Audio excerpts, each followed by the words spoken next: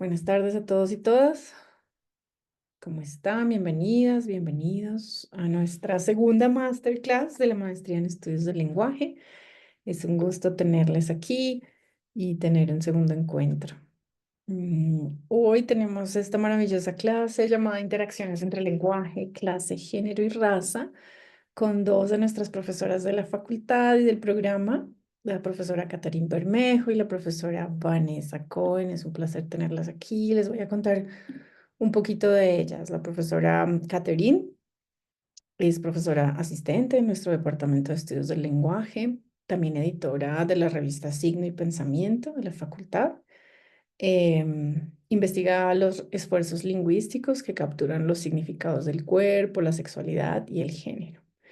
Y también le interesa la escritura académica, el análisis del discurso y la argumentación textual.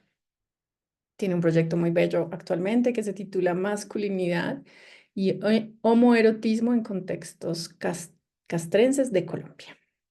Ella es magíster en Filología, Lingüística y Literatura de la Sorbonne Université y doctora en Ciencias Sociales y Humanas de nuestra universidad. Y la profesora Vanessa Solano Cohen es doctora en Estudios Sociales en América Latina de la Universidad Nacional de Córdoba, de Argentina, y profesional en Estudios Literarios de nuestra Universidad Javeriana. Sus temas de investigación se han centrado desde el lenguaje y el análisis crítico del discurso en la relación entre literatura y violencia en Colombia, la configuración discursiva de los migrantes en los medios de comunicación latinoamericanos y la construcción social y discursiva de la enfermedad, entre muchas otras actividades que hace. ¿Cierto? También es profesora nuestra del Departamento de Estudios del Lenguaje. Es también profesora de italiano y español como lenguas extranjeras y tallerista de escrituras creativas. Entonces, queridas profesoras Vanessa y Caterine, es un placer tenerlas aquí. Muchas gracias por aceptar nuestra invitación y bueno, bienvenidas siempre a su casa y a todas las demás que se han conectado hoy y que se irán conectando. Bienvenidas a esta segunda masterclass y a la maestría en estudios del lenguaje. Así que gracias, profes. Bueno, pues hola a todos y a todas las que están conectadas. Eh, pues Vanessa y yo preparamos esta clase con ese nombre, Interacciones entre lenguaje, clase, género y raza, un poco inspiradas en un curso que pensamos también para la maestría, muy relacionado evidentemente pues con nuestros temas y con nuestros lugares de enunciación, tanto Vanessa como yo tenemos intereses por el lenguaje vinculados a nuestros intereses literarios, digamos que nosotras provenimos de esa formación. Entonces tenemos como una primera pregunta, que es la pregunta con la que nos gustaría iniciar esta sesión. Y esa pregunta, digamos que tiene que ver con el tema grueso de la intervención que preparamos para hoy. Nos vamos a centrar en pensar, digamos, como un concepto que es un concepto problemático precisamente porque digamos que precisamente la captura semántica que se le ha dado a ese concepto que es la interseccionalidad, pues nos ha llevado como a otros presupuestos teóricos y a otras metodologías para pensar nuestras investigaciones, nuestros cursos, nuestros problemas de investigación. Esa palabra que es la interseccionalidad, pues tiene, digamos, una historia propia y a nosotras nos interesa sobre todo en problematizarla en el marco de lo que son los estudios del lenguaje. Entonces, con esa pregunta que abrimos ahí, ¿en qué consiste el carácter arbitrario del lenguaje? Pues queremos pensar muy en la pregunta decimonónica saussuriana del lenguaje, ¿no? Ah, nosotras sí siempre hemos pensado como desde el siglo XIX, que es un siglo que se piensa muy estructuralmente, esa pregunta del siglo XIX por un significante y un significado, pero que se asume en nuestra opinión de una manera muy postestructural. Es decir, desde el siglo XIX estamos diciendo que el lenguaje es arbitrario porque la relación entre ese significante y ese significado se construye pues culturalmente Y nos parece que sí, que claro, que pensar en términos de significante y significado es eminentemente estructuralista, pero asumir esa relación como arbitraria pues, es casi que un enunciado revolucionario decir que esa relación es arbitraria, ¿no? Entonces, para pensar el carácter arbitrario del lenguaje, quisimos entroncar la reflexión en términos de la raza, el género y la clase, sin que no pensemos en otros marcadores de diferencia, ¿no? No es que estamos dejando por fuera, por ejemplo, el rango etario o lo que han hecho pues, los estudios contemporáneos con la Cripple Theory en términos de discapacidad o de neurodivergencia. Claro que pensamos, digamos, en todos los marcadores de diferencia, pero estos tres fundamentalmente porque han sido pensados pues por algunos lugares que a Vanessa y a mí nos interesan, que son los feminismos y la manera en la que la literatura ha encarnado, digamos, esas preguntas por la raza, el género y la clase. Eh, no es una clase sobre interseccionalidad, más bien es una clase sobre esas interacciones entre lenguaje, clase, género y raza. Y para pensar un poco, pues, esas relaciones en términos del lenguaje puramente, pues a nosotras nos gustaría pensar un poco la genealogía que tienen esas relaciones, ¿no? Nosotras, bueno, ustedes sabrán que cualquier genealogía también se construye de manera arbitraria a partir de los intereses de un investigador o de una investigadora. Y en este caso, pues para nosotras es importante sobre todo pensar en esos enunciados que han marcado o que han dado como el pistoletazo inicial para pensar una configuración un poco más problemática, no en términos de intersección, sino de matriz de dominación o de consubstancialidad de esos marcadores de diferencia. Entonces, si pensamos un poco en la genealogía de esas relaciones en términos del lenguaje, pues casi que nos interesaría mucho hablar, digamos, de esa libertad e igualdad que aparecen en un inicio como preguntas, digamos, como significantes problemáticos para pensar el lenguaje y como significados que no estaban atravesados necesariamente, por ejemplo, con el marcador de diferencia del género de la raza, ¿no? No sé si ustedes conocen mucho lo que ha pasado, digamos, con la historia de las constituciones o con la historia de la Revolución Francesa en términos de cómo construyó, pues como esos statements que lingüísticamente tienen pues unos efectos muy interesantes, sobre todo para ser analizados en términos del lenguaje. En 1780 aparece como esa primera constitución, que es la constitución de Massachusetts, que no es la constitución de Estados Unidos, sino es una constitución que era estatal. Y en esa constitución que fue redactada por John Adams en 1780, pues aún, digamos, estaban como en curso todas las guerras independentistas. Y es la primera vez que aparece en una constitución la palabra libertad e igualdad, ¿no? Que uno creyera que la primera vez que aparecen esas dos palabras para pensar quiénes son iguales y quiénes son libres es en la Revolución Francesa y no es en el marco, digamos, de esta guerra independentista en Estados Unidos en 1780. Y es como la primera vez que discursivamente eh, obviamente no quiero decir que no hubo otros esfuerzos y otras experiencias, pero discursivamente quiero decir, se ha rastreado que ese es un esfuerzo lingüístico por pensar cuál es el carácter del significado de la libertad y de la igualdad, es decir, cuáles cuerpos o a cuáles cuerpos se les podía dar ese significado. Luego sí, digamos, esas dos palabras cobran como una importancia en el marco de la Revolución Francesa, sobre todo con la Declaración de los Derechos del Hombre y del Ciudadano.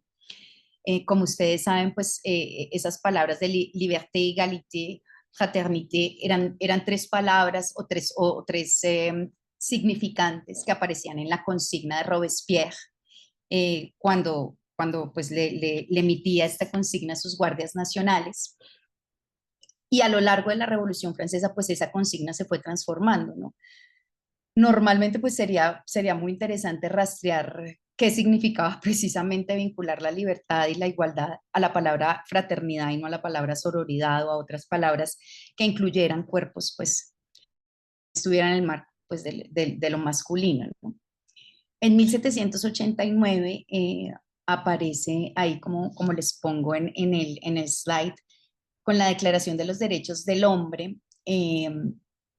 en el marco pues de esa revolución, que además fue inspirada en la independencia estadounidense en 1776, pues aparecen, digamos, unos artículos y aparece el artículo 1 de esa Declaración de los Derechos del Hombre, que era muy problemático, ¿no?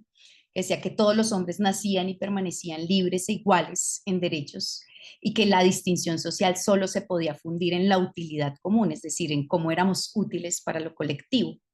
Y Olam de Gouges, que es el nombre que les pongo ahí entre paréntesis al lado de la Declaración de los Derechos del Hombre que hace, la Declaración de los Derechos de la Mujer, hace un ejercicio que es un ejercicio muy interesante en términos de significantes y significados, ¿no? Y además en términos interseccionales.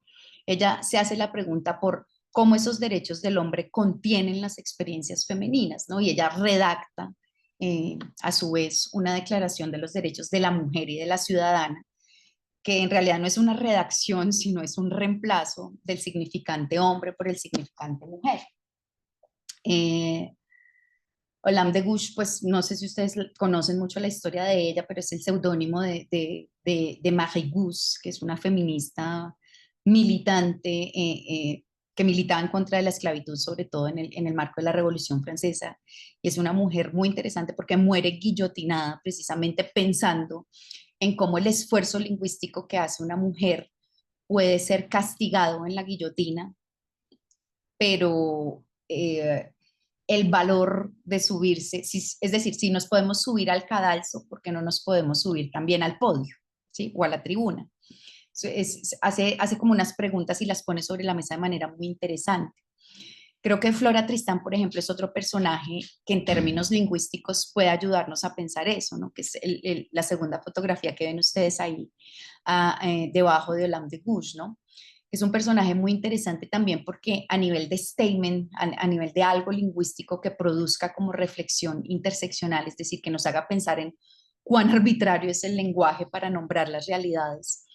Eh, ella produce una reflexión en donde ya, digamos, teníamos toda esta historia de reflexión sobre la clase que habían aportado Marx y Engels. Y ella hace una lectura bien distinta y amorosa, además de Marx y Engels, pero le suma algo, ¿no? Dice, bueno, a ellos se les va olvidando un poco que hay como otro tipo de opresión que no pasa por la clase únicamente, ¿no? Y que ese tipo de opresión que no solamente atraviesa al obrero, atraviesa a las mujeres que están al lado del obrero. Entonces ella hace como esos otros statements lingüísticos que son, hay alguien todavía más oprimido que el obrero, pues sí, la mujer del obrero, ¿no? Y esa frase célebre que dice, somos las proletarias del proletariado, ¿no? Y a nivel de análisis discursivo, pues eso tiene pues unos efectos muy interesantes, ¿no? Porque pensar el proletariado y las proletarias en el marco interseccional, ¿no? En el marco de que se había analizado el marcador de diferencia de la clase, pero no se había analizado el marcador de diferencia del género, eh, pues tiene como unos efectos también para repensar, por ejemplo, a Marx, para repensar cómo es que se elimina la contradicción, ¿no? Sobre todo la contradicción que él proponía entre proletario y burguesía. Y en el marco del sufragio, y ustedes dirán que estamos pasando rápidamente, pues por todas esas, pues, como que es una genealogía muy rápida, pero digamos que el objetivo es que podamos discutirlo después.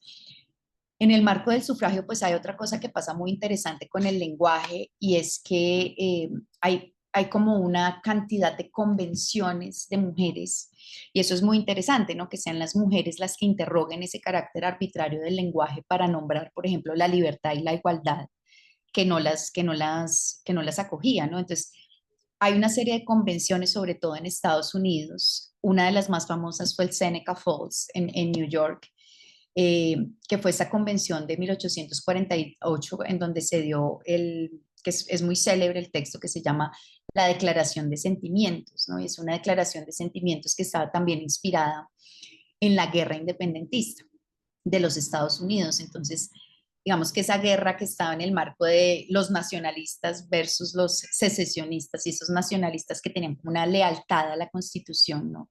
Y los secesionistas que defendían pues la expansión de la esclavitud, las mujeres se inspiran en esos problemas de raza para pensar sus cuerpos, ¿no? Es decir, se inspiran en defender la Constitución, defender el discurso, pero al mismo tiempo interrogarlo, ¿no? Es decir, secesión, esa separación de una parte del pueblo, pues ellas se sienten hiperidentificadas, no solamente con la esclavitud, sino ellas empiezan a identificarse, digamos, como Estados Unidos y empiezan a identificar lo masculino como Inglaterra, ¿no? Para pensar un poco cómo sus derechos civiles se están viendo afectados precisamente porque no tienen derecho al sufragio. Y producto de esas convenciones femeninas, eh, en la Declaración de Sentimientos, en otra muy famosa que tuvo lugar en Akron, Ohio, en donde emergió este personaje que se llama Sojourner Truth, que es la última de la fotografía, que es una mujer muy célebre porque se pregunta, ¿Am I a woman? ¿No? Como, ¿será que yo no soy una mujer precisamente porque para ser mujer en el marco de un precapitalismo tendría que ser blanca, ¿no? Entonces, digamos que todos esos lugares en donde se enunció una pregunta por la clase, por el género y por la raza, atravesada dramáticamente por el carácter arbitrario de unos lenguajes que nombraban unas realidades y que las nombraban como realidades fijas, como realidades apolíticas, como realidades aculturales. Pues en el marco de eso, pues emergen otras cosas. Digamos que gracias a eso, por ejemplo, se logra paulatinamente el sufragio, que no se logra, pues digamos, de manera inmediata y transnacional, sino pues como ustedes saben, primero pues en algunas islas, luego en Noruega, luego en Canadá, luego en Alemania, en los Países Bajos, bueno, en Latinoamérica. Fundamentalmente eso pasó, bueno, a diferencia de Brasil en los años 50, pero algo muy interesante que pasa con que logremos el sufragio es que pareciera que nuestra lucha feminista, no digo nuestra lucha de mujeres porque la lucha feminista pues es una lucha para interrogar el sistema sexo-género, no solamente para pensar la mujer, sino para descentrarla precisamente como de su carácter biológico. Pero algo muy interesante de ese sufragio en términos de lo que hicieron las luchas feministas es que lo que pusieron en escena es como un malestar general que pareció como verse naturalizado con un derecho que no solucionaba mucho, salvo poder ir a votar, ¿no? Entonces, vamos a decir que la lucha un poco se encapsuló en ese voto y dejó, digamos, de atravesarse por preguntas específicas sobre la clase, el género y la raza. En los años 50 y en los años 60, cuando ya parecía que no teníamos, digamos, más lucha enfrente, cuando ya teníamos el voto y no había nada más que hacer para las convenciones feministas, pues aparecen dos personas muy importantes, en mi opinión, que son Simone de Beauvoir y Betty Friedan. No, no es Betty Friedan, porque hay otra que se llama así, pero esta es Betty Friedan, que traen como dos statements, como dos afirmaciones, pongo ahí, fundacionales, para pensar esa matriz de dominación. Y creo que, digamos, la importancia de Simone de Beauvoir ahí es que no solamente esa frase célebre que dijo, on n'est pas femme, on le devient, ¿sí? O uno no nace mujer, uno llega a serlo, no solamente porque dijo esa frase que es muy importante para los análisis discursivos, para los estudios posteriores feministas, sino porque a nivel de genealogías es muy importante pensar que ella fue la primera que desnaturalizó el carácter biológico de los cuerpos. ¿Sí? El primero no fue Foucault en el año 66 o en el año 76 cuando empezó a pensar su historia de la sexualidad, sino fue una mujer la que hizo la primera genealogía de cómo culturalmente nos hicieron mujeres. Y pues es una mujer que ha pasado, digamos, a la historia por esta célebre frase, pero lastimosamente no ha pasado a la historia porque se lea mucho el segundo sexo, le deuxième sexe, que son dos tomos enormes genealógicos de cómo nos convirtieron o cómo convirtieron a nuestros cuerpos en mujer lingüísticamente hablando, es decir, cuáles son esos discursos que han capturado nuestras experiencias. Y Betty Friedan, en un libro que se llamó así, La mística de la feminidad, que se ganó en 1963 el premio Pulitzer, pues escribió este libro un poco pensando en cómo habíamos imaginado esa ficción política de la mística de una feminidad que como única trinchera tenía el hogar, ¿no? Y cómo esos medios de comunicación producían unos artefactos específicos que nos vinculaban con el cuidado de la casa o con el cuidado de la familia. Lo que es problemático de todo esto que ha pasado, digamos, a nivel de pensarnos solo en términos del sufragio, de pensarnos, por ejemplo, una solución eh, discursiva de esta manera, es que la solución, por ejemplo, de Simone de Beauvoir a eso de no ser mujer sino de llegar a serlo, o la solución de una Betty Friedan, tenían que ver con la primera, con salir del hogar, ¿no? Con salir de esa trinchera que nos gobernaba, es decir, que la solución emancipadora para ellos era salir de la casa, y un poco la otra era tener un control de nuestros cuerpos, pero pues no era un control en todo sentido, sino un control reproductivo.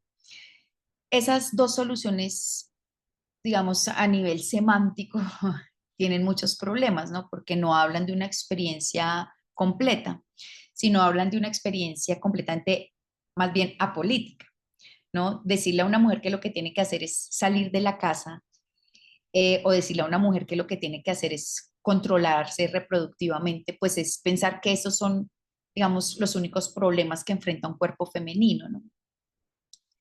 Y es una solución hiperburguesa porque solo tiene como interlocutor de su discurso a una mujer que está en el hogar, ¿sí? No interlocuta, por ejemplo, con una mujer que ya está en la plantación, o no le habla, por ejemplo, a una mujer que está en la fábrica como obrera, sino habla con una mujer que está en la casa, que tiene esa trinchera de la casa, ¿no? Que le dice salga de su casa como si todas estuvieran en la casa, y además le dice controle la reproducción como si, por ejemplo, todas quisiéramos reproducirnos, ¿no? ¿Qué pasa, por ejemplo, con las mujeres sexodivergentes, ¿no?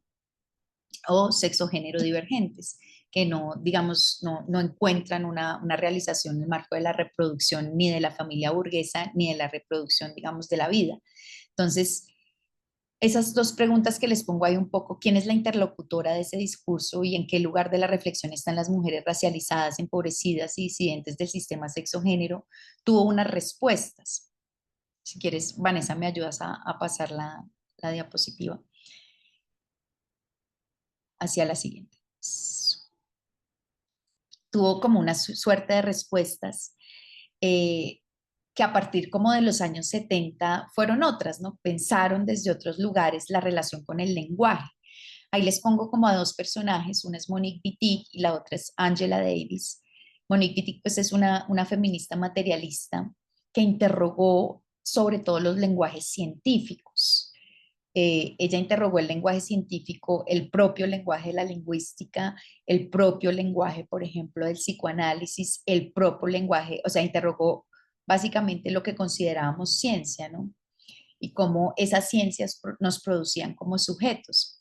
Entonces, lo que ella, vamos a decir, desde los años 70 empieza a pensar es que nos habían pensado, digamos, a las mujeres únicamente en el marco de la reproducción, y empieza a decir, pues yo creo que el problema es que hemos leído el lenguaje desde el siglo XIX como si fuera apolítico, y esas categorías que han sido producidas por las lenguas son políticas, y son políticas porque tienen una intención, y son políticas también porque están en el marco de lo ideológico, y eso ideológico se hace con lenguajes problemáticos, que son lenguajes que nos hacen creer que son fijos, etcétera, ¿no?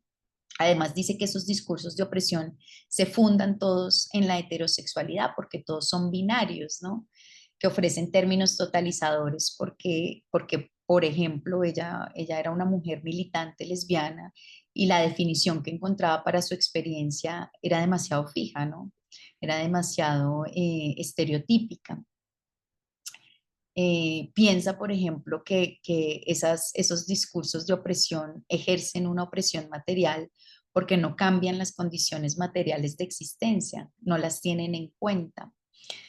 Angela Davis, por su parte, pues ya no se pregunta específicamente por el género, digamos, como un marcador de diferencia atravesado, por ejemplo, por el sistema sexo-género, sino se piensa el género atravesado específicamente por la raza y la clase, ¿no? Y en la década de los 70, les digo ahí en el slide, se pregunta cómo se organiza la lucha contra el patriarcado, y la respuesta de ella es que esa lucha contra el patriarcado se va a organizar de una manera clasista, racista y homofóbica, precisamente porque ella había sido parte, pues ustedes saben, de las Panteras Negras, pero todos los statements políticos de las Panteras Negras o de los derechos civiles en Estados Unidos hacían ver que la lucha de los negros era una lucha de hombres. Y cuando luchaba con los hombres, pues se sentía por debajo de ellos. Y cuando luchaba con las feministas, se sentía por debajo de ellas porque eran feministas blancas, ¿no? Entonces, la lucha de los derechos civiles era muy masculina y la lucha femenina era muy blanca. Entonces empieza a pensar un poco qué es lo que está ocurriendo ahí. Y estas dos mujeres van a ofrecer como una suerte de otras respuestas que se van a decantar en otros movimientos como la colectiva del río Combahee o como, bueno, ustedes pueden como revisar muchas genealogías, pero vamos a decir como todos los movimientos del Black Feminism bebieron de Angela Davis. Si quieres me ayudas con la otra diapositiva. Eh, y hay algo pues que queremos como pensar con Vanessa y ella lo va a aterrizar eh, mucho más como en artefactos literarios, culturales, artísticos. Y es ese concepto que emerge un poco de pensar esas preguntas por la raza, el género, la clase, pero en términos de lenguaje. Eh, el gran concepto, pues lo han llamado desde los años 80, lo llamó Kimberly Crenshaw, interseccionalidad. Y digamos que lo puso en escena en el marco como de una lucha jurídica para pensar cuáles eran los problemas en términos éticos cuando investigábamos, cuando nos acercábamos a cualquier problemática solamente desde el género y no pensábamos que ese género precisamente estaba atravesado pues no por algo determinante, sino por unas condiciones de raza o de clase. Sin embargo, digamos que ella ha bebido bueno, ella y otras feministas y todas estas, Patricia Hill Collins, Kimberly Crenshaw, Mara Viveros, han bebido pues evidentemente de genealogías muy largas, de pensar, digamos, cómo esos lenguajes ejercen violencia, son opresivos. Eh, y esa interseccionalidad, digamos, se ha pensado como una matriz de dominación, como una simultaneidad de opresiones, como les pongo ahí por la colectiva del río Combahee.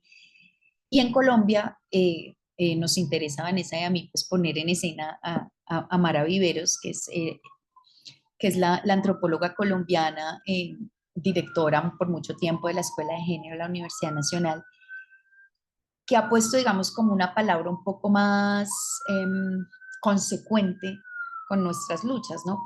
Pensar la intersección tiene como unos peligros.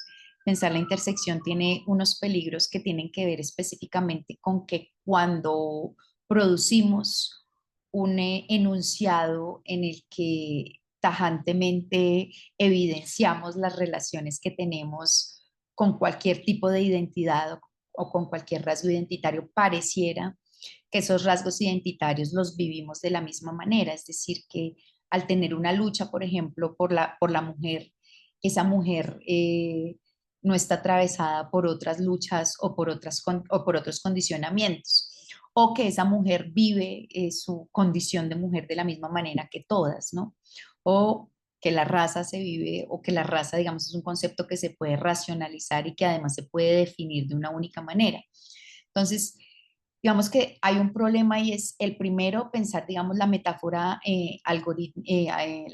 aritmética, que es como pensar que hay como una suma de opresiones y que la persona que tiene la mayor cantidad de marcadores de marcadores de diferencia es la que sufre más, o la suma, la metáfora geométrica, que es esta metáfora en donde pensamos que en la intersección compartimos todo de la misma manera, ¿no? Que si yo soy una persona que atraviesa una experiencia de vida trans y hay otra persona que atraviesa la experiencia de vida trans, eso se vive de la misma manera porque estamos justo atravesando esa intersección. Mara Viveros va a producir como un concepto que es muy interesante, que es el de consubstancialidad, ¿no? Que está como más atravesado por esa matriz de dominación de Patricia Hill Collins o por esa simultaneidad de opresiones. Y va a pensar más bien que el problema, digamos, de la interseccionalidad no es la suma de las opresiones, ni tampoco cómo compartimos, sino cómo habitamos la intersección, ¿sí? Porque la habitamos consubstancialmente con otro tipo de opresiones. Entonces, yo dejaría un poco por ahí y al final les pongo como esa frase, que es una frase que a mí me gusta mucho para pensar en la interseccionalidad, es una frase de la colectiva del río Combahee, Gloria Hall, Patricia Buscott y Barbara Smith eran tres personajes que pertenecían a esta colectiva del río Combahee en Estados Unidos y que son pues eh, fuertes integrantes del Black Feminism. Y ellas tienen esta frase en una compilación que hicieron en ese manifiesto y dice, como que evidencia muy bien lo que es la consubstancialidad o lo que puede ser esa simultaneidad de opresiones y cómo en el lenguaje nos damos cuenta de la arbitrariedad con la que nombramos, por ejemplo, eso identitariamente cuando hay sujetos y no identidades, ¿no? Sujetos y sujetas. Dice, all the women are white, all the blacks are men, but some of us are brave, ¿no? Y yo creo que uno podría como coger esa frase y hacer de esa frase muchas, ¿no? Como, ¿qué pasa con todas las mujeres? ¿Qué pasa con todas las personas que atraviesan una experiencia de vida trans? ¿Qué pasa con todos los hombres? ¿Qué pasa con todos los migrantes, ¿no? Uno podría como pensarse esa frase desde diferentes lugares. Entonces, pues ahora le voy a dar paso a Vanessa, que pues ella tiene, digamos, una forma un poco más clara de pensar todos estos asuntos aterrizados, um, artefactos que a nosotras nos interesan, sobre todo porque, no, porque nos atraviesan también de manera múltiple. Gracias, Catherine.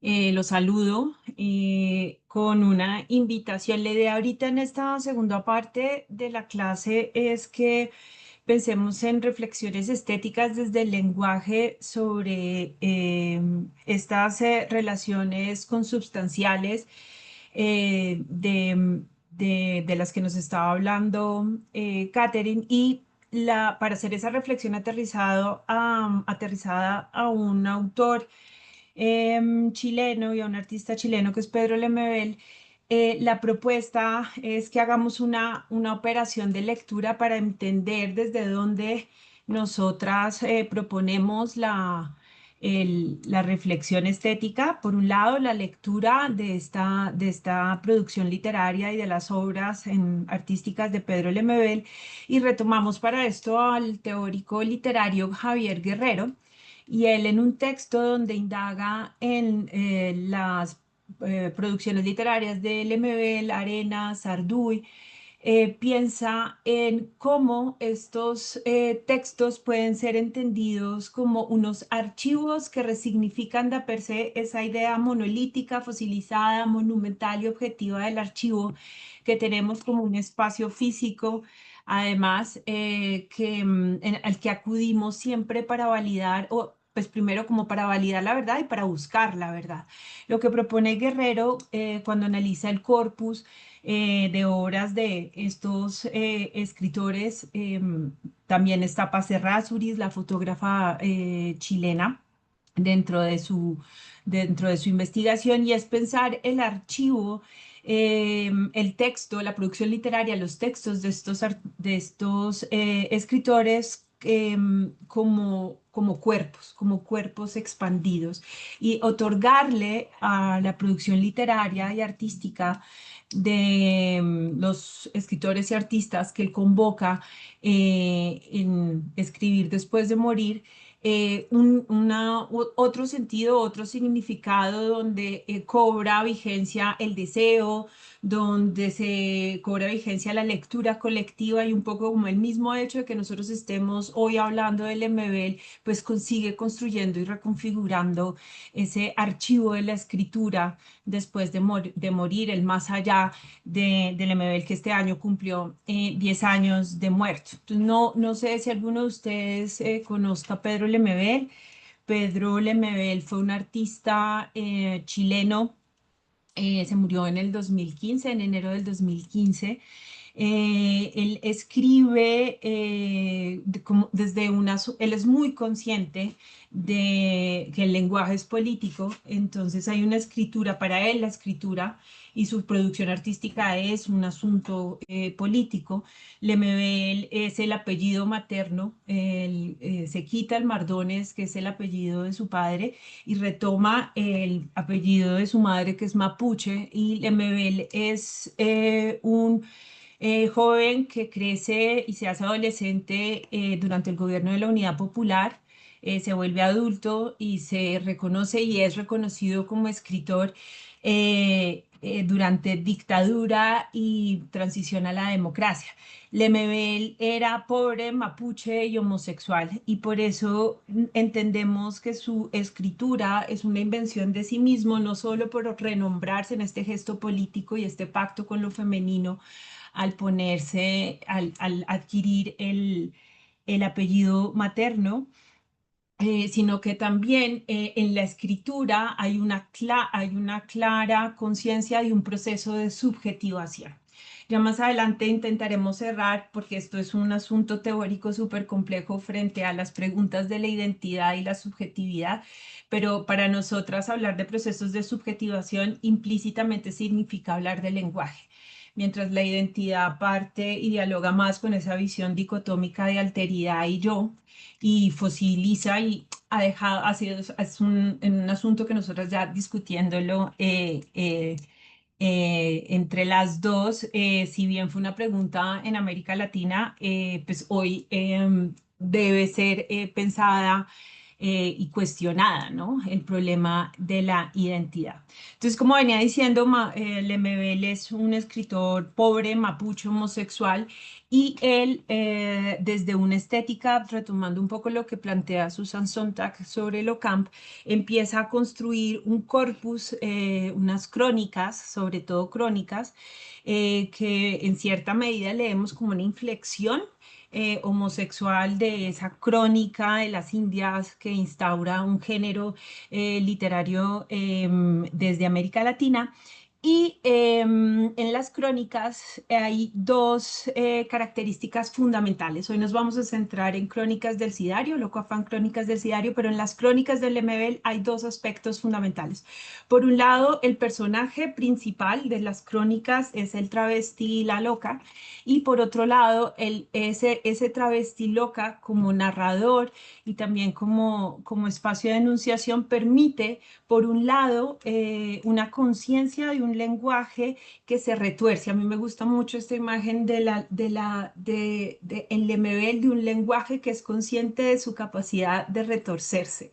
Es decir, es un lenguaje que se enmascara, así como hay un gesto performativo en lo que entiende Lemebel y en cómo describe su personaje travesti que transita en la ciudad de Santiago fundamentalmente, el lenguaje que construye este andar, este devenir del travesti que deambula por el Santiago dictatorial, es un lenguaje caracterizado por una exageración. Por eso Jane Franco, cuando analiza la obra de Lemebel, habla de la estrategia de catacresis. La catacresis viene siendo un tropo, como en términos sencillos, una metáfora hiperbólica, una metáfora compleja, una metáfora que retoma más que un asunto semántico, asuntos conceptuales, y que es más como un ejercicio no desde lo que hace Sarduy en asuntos del neobarroco, sino más una conciencia de la capacidad performativa del lenguaje en Pedro Lemebel, que además era artista, hacía performance, pero ahí hay un asunto interesante también desde el lenguaje, y es que él no dice que hacía performance sino acciones. Él entiende que eso del performance en la realidad latinoamericana no cobra mucho sentido. Entonces, retomando, hay dos características fundamentales de este cuerpo de crónicas que construyen la obra de Lemebel. Solo escribió una novela que se llama Tengo miedo, torero. Hay una adaptación cinematográfica, a mí no me gustó, pero que es con Alfredo Castro, creo que ya está en Prime, no, esto no es pauta, pero para que la vean. El resto es un cuerpo de crónicas y de acciones cuando hacía parte del colectivo Las Yeguas del Apocalipsis con Francisco Casas, y posteriormente, antes de morir, tiene un performance sobre la Frida, una recurrencia y casi un tropo y topo de las obras del Lemebel. Entonces hoy vamos a hablar particularmente de Loco Afán, Crónicas del Sidiario. Esta es una recopilación de textos que se publica por primera vez en 1996, es decir, estamos ya en democracia.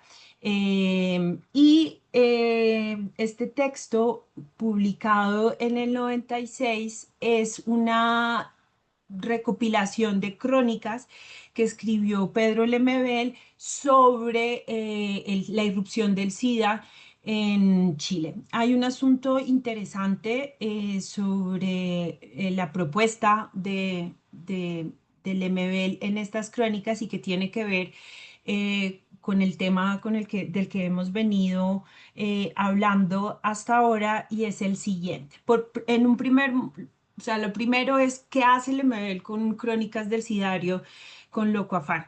Y es que él sitúa la llegada del SIDA con la llegada de la dictadura. Es decir, para Lemebel es como una reescritura de la enfermedad.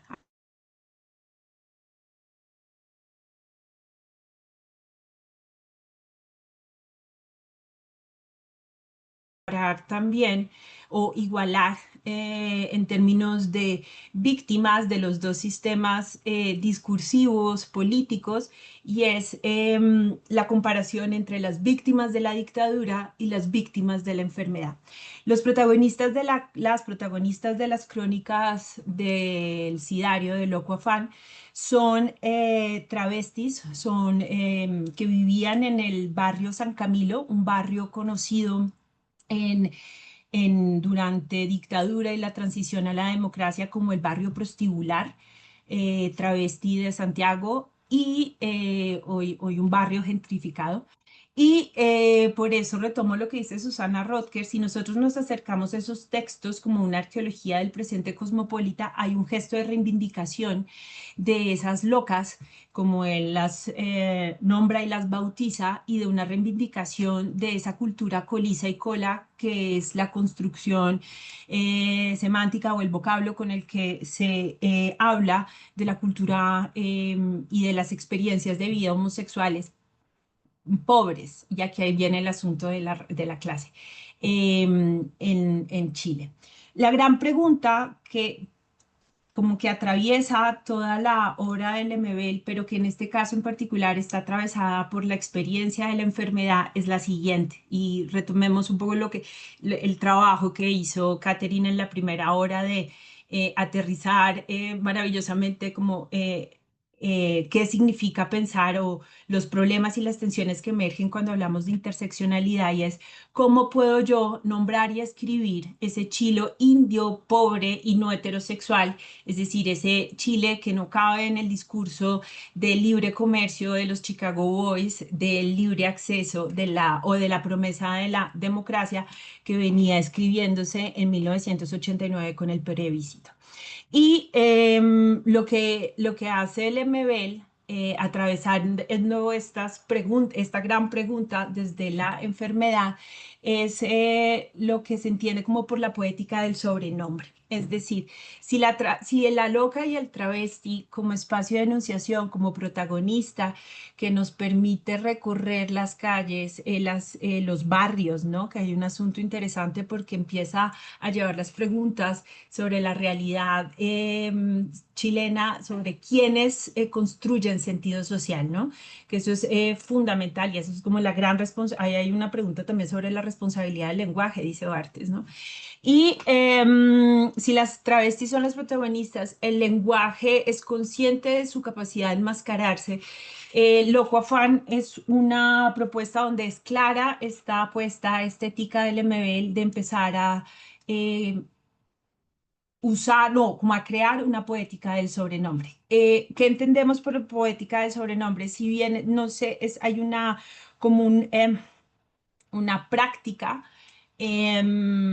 de renombrar, así como de resignificarse y de rebautizarse. Con esa reflexión quiero terminar, como de empezar a nombrar el mundo, a desestabilizar el diccionario binario con el que, como episteme, de este episteme letrado, ¿no? Que hemos heredado desde el sistema colonial. Traigo acá una pequeña cita de lo que significó esa irrupción del CIDE, la dictadura, en una acción de Lemebel en 1994, cuando va a la marcha del orgullo en junio de 1994. Y él tiene una crónica narrando cuando hace la acción en la marcha y cuando empieza a ver este mundo homosexual blanco en Nueva York y entiende que él está al margen, entiende que en esa promesa de derechos, ser chileno, ser mapuche, ser homosexual y ser pobre, no lo incluye en esa promesa de derechos.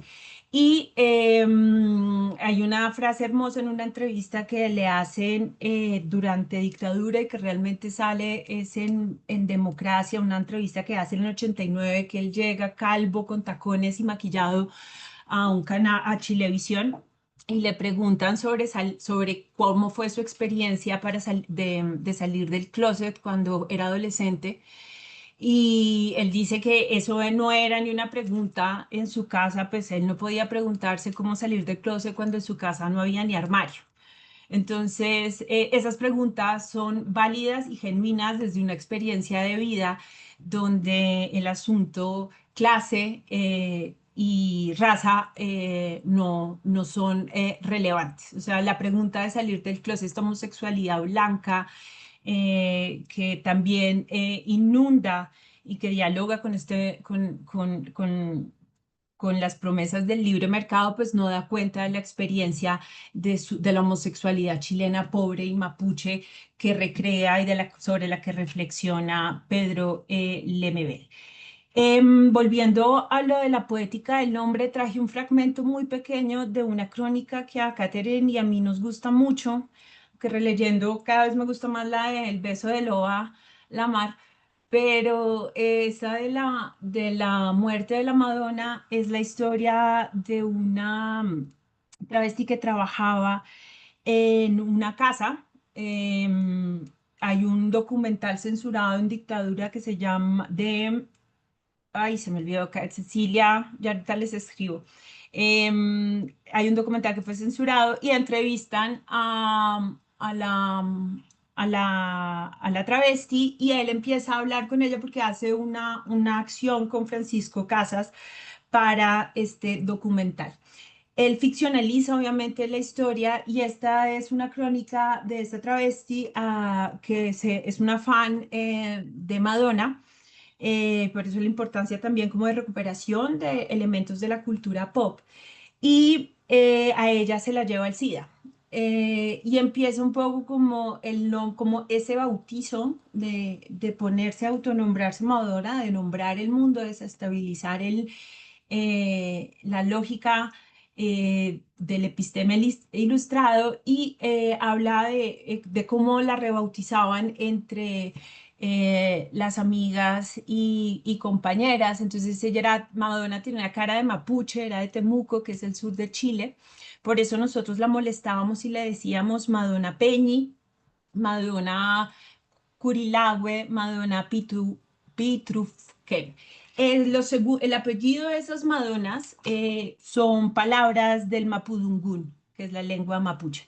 Entonces, a eso nos referimos desde la reflexión estética que hace Lemebel con la poética del sobrenombre y la urgencia de empezar a renombrar el mundo y dar cuenta, retomando lo que dice Mara Viveros sobre unas posibles luchas, pero aquí desde el lenguaje, de emancipación frente a esas vectores de opresión que atraviesan las vidas, particularmente desde la reflexión del MBL, de las vidas diversas sexogenéricas, empobrecidas y atravesadas por el conflicto racial chileno que aún tiene vigencia y que podemos ver en la falta de representación de comunidad mapuche, por ejemplo, en el Estado chileno actual. Ya para terminar, hay un texto y lo retomo este título de esta última diapositiva que se llama Nombrar el mundo por primera vez. Es una frase de Camila Sosa Villada en el prólogo de Furia Travesti de Marlene Bayer, que es una activista argentina, donde ella hace una apuesta de empezar desde el lenguaje a nombrar el mundo, hay una reflexión, hemos sido nombradas, hemos sido descritas, históricamente encarnamos, y en eso Catherine sabe muchísimo más porque ella hace una genealogía en su trabajo de tesis sobre el pecado nefando. Encarnamos desde la colonia imaginarios de pureza raciales y sexuales, y es necesario que empecemos a crear y a reflexionar desde el lenguaje en aparatos teóricos que nos permitan nombrar el mundo. Y Camila Sosa dice en este prólogo, lo maravilloso de este diccionario de la T a la T es que es una reflexión en el que descoloca absolutamente todo el conocimiento, porque el diccionario es un lugar seguro. Uno se acerca al diccionario como al archivo encontrando el significado, las acepciones de una palabra. El gesto de la Bayer es desestabilizar eso.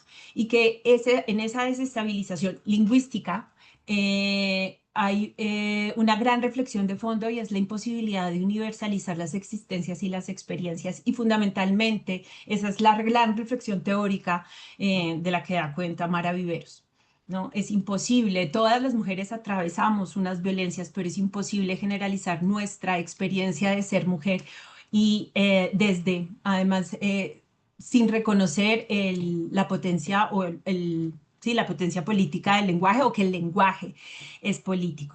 Y tiene al final una propuesta que puede llegar a ser naif, pero que creo que en el mundo como está de mal hecho, retomando al poeta de la generación del 27, que este mundo está muy mal hecho. Creo que Marlene Bayar hace una reflexión y crea propone un neologismo, y es hablar de la nostredad y volver a la infancia, que es es una etapa de nuestra vida donde nosotros, desde la intersupes, podemos empezar a cuestionar esa posición con la que desde este episteme ilustrado de esta humanidad, que la humanidad como significante es un significante que está allá porque la humanidad es colonial, la humanidad es patriarcal, la humanidad es lo que está pasando en Gaza hoy. Pensemos como en ese lema ilustrado que ha justificado el silencio de Europa, ¿no? El continente de la humanidad. Y que pensemos en la infancia y empecemos a nombrar, es la propuesta de la Bayer, este espacio-tiempo en términos de Bakhtin como cronotópico, un cronotopo, donde podamos construir otra posibilidad dicotómica desde el lenguaje que rompa con esa oposición entre identidad, yo y alteridad. Y la pregunta que nos queda es por qué es importante pensar la literatura, por ejemplo, iba a salir el italiano, por ejemplo, porque es importante pensar la literatura como artefacto cultural. O sea, creo que esa es una de las grandes preguntas o preocupaciones o reflexiones que nos interesa dejar con Catherine, y qué lugar tiene el lenguaje, ¿no? Si la literatura es una fábrica de matices, retomando a Link, o si la literatura, retomando a Rancière, permite leer los síntomas del presente, o Barthes, si la literatura es la pregunta por el mundo, porque es importante pensarla como artefacto cultural y qué nos está diciendo eh, sobre el lenguaje. Hasta ahí creo que llegamos para dar espacio a las preguntas. Muchísimas gracias a las profes Caterine y Vanessa. Ha sido un placer escucharlas y que nos den abrebocas a lo que trabajarán en sus clases, en su clase de la maestría en estudios del lenguaje. Así que tenemos unos minutos para responder sus dudas, preguntas.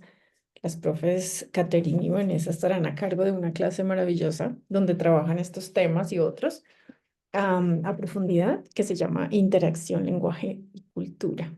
Así que pues es maravilloso tener este abrebocas de esta clase.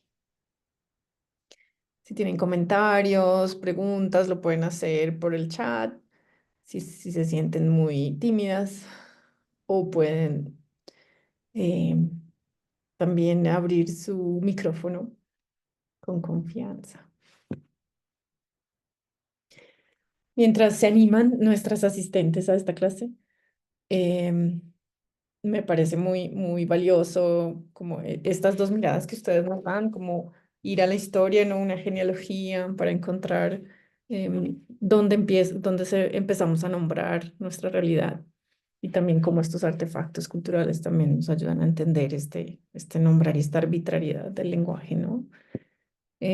¿Ustedes creen que nombrar también contribuye como a la transformación de esa realidad?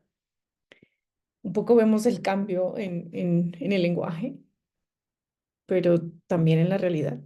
¿Creerían ustedes? Es una discusión también muy frecuente, ¿no? Yo creo que sí, hay una discusión a propósito de lo que está pasando en Argentina y es, no sé si se dieron cuenta en noticias que mataron a 3 chicas pobres que se prostituían hace 2 días y eso tiene en revuelo el país. Y fundamentalmente sí creo que cambia porque la nueva política de Milei es denegar el feminicidio. Entonces, no solo en términos nominales, sino en términos de jurisprudencia. Entonces, si deja de ser categorizado el delito eh, y dejó de nombrarlo, pues deja de existir, ¿no? También como la prohibición por parte del gobierno de Milei del uso del lenguaje inclusivo en las oficinas del Estado, en todas las instituciones del Estado, cuando ya había universidades que dejaban que sus estudiantes escribieran tesis de maestría y de doctorado en lenguaje inclusivo. Entonces, tanto sí, sí, claro que cambia. Por eso los autoritarismos le tienen tanto miedo al lenguaje, a la potencia política del lenguaje, aunque ellos se sustentan desde ahí, ¿no? Pero sí, nombrar las cosas cambia y no nombrarlas también. Ujú. Kate. Gracias, Moni. Ah, poniendo mi- Pues yo estoy como en el medio con esa discusión, porque yo no creo que necesariamente el lenguaje cambie inmediatamente la realidad, es decir, no creo que cualquier esfuerzo lingüístico es transformador, digamos, per se, sobre todo pensando un poco en que no necesariamente porque yo use un lenguaje inclusivo, eh, eso necesariamente se traduce en una real inclusión de algunos cuerpos, digamos, en esa matriz de dominación, pero sí creo que las revoluciones, las transformaciones, construir un tejido social más justo, sí se hace con un lenguaje también más justo. Claro que me llama la atención porque, por ejemplo, lo que dice Vanessa, ¿no? Porque tememos tanto, por ejemplo, usar el inclusivo eh, y no nos importa tanto que maten a esas mujeres, ¿no? Como que la lucha del inclusivo sí es una lucha política. Entonces, yo creería que no necesariamente el lenguaje cambia inmediatamente la realidad, porque para cambiar la realidad se necesita de otros esfuerzos que no necesariamente, pues que son prácticas discursivas y no discursivas, pero creo que las transformaciones sí se hacen con lenguajes políticos más justos, ¿no? Es decir, eh, a mí me parece que es interesante, por ejemplo, pensar que hoy en día nos incluyan o nos den un lugar que no teníamos en el lenguaje, pero me parece mucho más importante que pensemos o que, bueno, más allá de que nos den el lugar en el lenguaje, que esa acción, como dijo Vanessa, no solamente se quede en el performance, sino que sea una acción. Es decir, que el lenguaje se convierta en acción política. Pues yo estaría como en el medio. Yo no creo sí creo que se hacen cosas con palabras como los pragmáticos del lenguaje, pero creo que se necesita, o sea, que es apenas como un esfuerzo y que ese esfuerzo es muy importante y que nosotras y nosotros y nosotres desde este lugar de enunciación en el que pensamos, pues el lenguaje debemos dar la lucha desde ahí, evidentemente, pero creo que no hay tampoco que entrar en la ilusión de que solo con hacer el esfuerzo lingüístico la realidad cambia. Creo que hay que pensarlo también desde otros lugares, ¿no? Como por ejemplo, con el tema de la inclusión, de la diversidad, hay que empezar, por ejemplo, a desmontar esos significantes, ¿no? Hay que, así como es arbitrario todo, bueno, también hay que empezar a renombrar esos espacios, ¿no? Qué interesante tiene, por ejemplo, que a mí me incluyan en un espacio o que me digan que me van a incluir en un espacio que ya es desigual. ¿Para qué quiero ser incluida en un sistema que ya es desigual? Y, y, y, y eso hay que pensarlo, ¿no? O sea, a mí, por ejemplo, me parece muy importante entrar a un aula y decir todas, todos y todes, pero porque para mí enunciar eso no solamente se queda en el lenguaje, Mm. sino en todas las prácticas políticas que tengo en el aula. Y creo que con mi ley pasa precisamente eso, ¿no? Que él sabe cuál es el peligro del lenguaje y que por eso lo ve tan amenazante, ¿no? Con Trump, ¿no? Ahora con todo lo que hay con pensar todos los lenguajes inclusivos de lo woke, ¿no? Entonces, ¿saben cuán peligroso es? Porque el lenguaje no cambia la realidad, pero sí nos moviliza, ¿no? Ujú. Y nos da nuevos Es- lentes también. Sí, salieron más bartesianos que cualquier bartesiano. O sea, esa gente entendió muy claramente la responsabilidad del lenguaje.